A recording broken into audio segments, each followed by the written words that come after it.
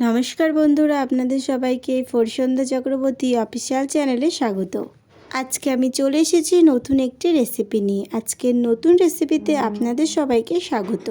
আশা করছি আপনারা সবাই খুবই ভালো আছেন। আমি খুবই ভালো আছি। এখন বাজারে ফুলকপির দাম খুবই সস্তা। বাড়িতে নিশ্চয়ই ফুলকপি ভাজা, ফুলকপির ঝোল অনেক রকমের রেসিপি হয়ে থাকে। তো আজকে আমি আপনাদেরকে ফুলকপির একটি অসাধারণ রেসিপি শেয়ার করব। আপনারা সন্ধ্যাবেলা চায়ের সাথে ফুলকপির পকোড়া বানিয়ে ফেলতে পারেন। একদম সহজ পদ্ধতিতে ঝামেলা ছাড়াই আপনারা রেসিপিটি বানিয়ে ফেলতে পারেন। চলুন বেশি দেরি না করে আজকের রেসিপিটি শুরু করা যাক। আমি বাজার থেকে মাত্র 10 টাকা দিয়ে 3টে ফুলকপি নিয়ে এসেছিলাম। অনেকগুলো ফুলকপি ছিল বলে এটা অনেকটা নষ্ট হয়ে গেছে। আমি এখানে পুরো ফুলকপিটা নেব না, কিছুটা অংশ এখানে আমি কেটে নেব। ফুলকপির গায়ে কালো উপরে ছোপ পড়ে গেছে, এটাকে আমি ভালো করে কেটে পরিষ্কার করে নেব।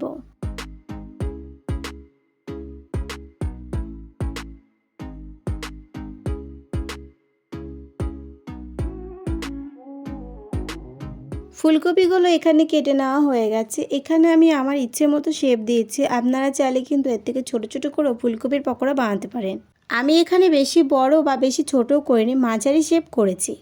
এগুলোকে এরপর আমি ফুটন্ত জলে সেদ্ধ করে নেব। জল কিছুটা গরম হয়ে ফুটতে শুরু করেছে। এরপর এর মধ্যে আমি ফুলকপিগুলো সেদ্ধ করার জন্য দিয়ে দেবো। প্রায় 7 থেকে 8 মিনিট এটা ভালোভাবে এখানে আমি সেদ্ধ করে নেব। সেদ্ধ করা হয়ে গেলে এটাকে আমি একটা ঝাঁঝরির মধ্যে ছেঁকে নেব। এখানে আমি বাড়িতে থাকা ফুটো ফুটো ঝাঁঝরিগুলো ব্যবহার করেছি। এরপর আমি ফুলকপি পকোড়া বানানোর জন্য মশলাগুলো তৈরি করে নেব। এখানে খুব সামান্য কয়েকটা জিনিস লাগবে। এখানে আমি সামান্য পরিমাণে কর্নফ্লাওয়ার দিয়ে দিয়েছি। আর দিয়ে দেবো এখানে আমি গোলমরিচের গুঁড়ো আর লঙ্কার গুঁড়ো। আর দিয়ে দেবো এখানে আমি স্বাদ মতো লবণ।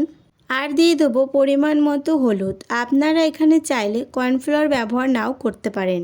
এখানে আমি ক্রিস্পি করার জন্য কর্নফ্লাওয়ার ব্যবহার করেছি। আপনারা এর বদলে কিন্তু বেসনও ব্যবহার করতে পারেন। এরপর সব মশলাগুলোকে আমি একসাথে মিশিয়ে নেব। এখানে চাইলে আপনারা আপনাদের পছন্দ মতো অন্যান্য মশলাও ব্যবহার করতে পারেন। এরপর জল ঝরিয়ে রাখা ফুলকপিগুলো এখানে আমি নিয়ে নেব।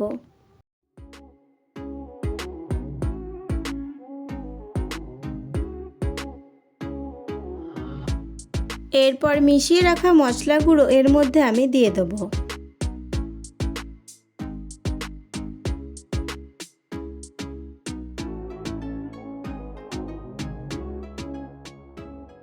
আর দিয়ে দেবো এখানে আমি চালের গুঁড়ো, যেটা আপনারা তার পরিবর্তে বেসনও ব্যবহার করতে পারেন। এরপর সামান্য জল দিয়ে সব মশলাগুলোকে একসাথে আমি মিশিয়ে নেব। বন্ধুরা, আপনি যদি আমার চ্যানেলে আজকে নতুন হয়ে থাকেন তাহলে চ্যানেলটিকে সাবস্ক্রাইব করে পাশে থাকা বেল আইকনটি অবশ্যই প্রেস করে দেবেন, যাতে নতুন নতুন রেসিপি সবার আগে আপনার কাছে পৌঁছে যায়।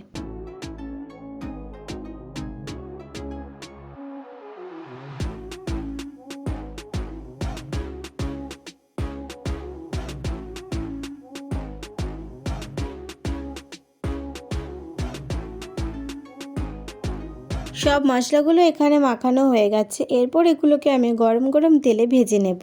এখানে আমি সর্ষে তেল ব্যবহার করেছি, আপনারা চাইলে এখানে সাদা তেল ব্যবহারও করতে পারেন। এরপর এখানে ফুলকপিগুলোকে আমি এক এক করে ভেজে নেব।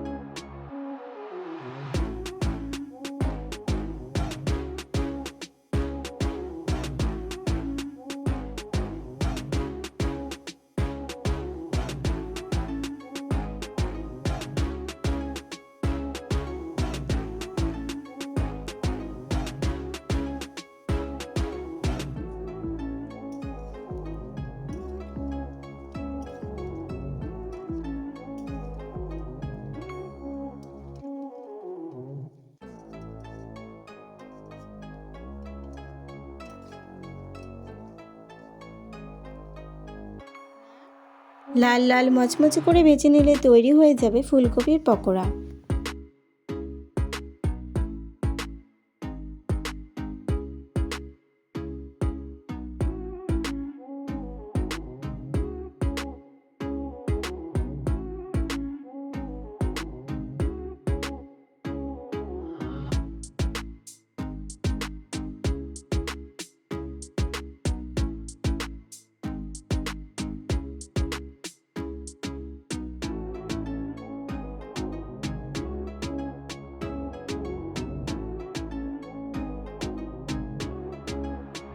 আজকের রেসিপিটি যদি ভালো লেগে থাকে তাহলে ভিডিওতে একটি লাইক করে চ্যানেলটিকে সাবস্ক্রাইব করে পাশে থাকবেন।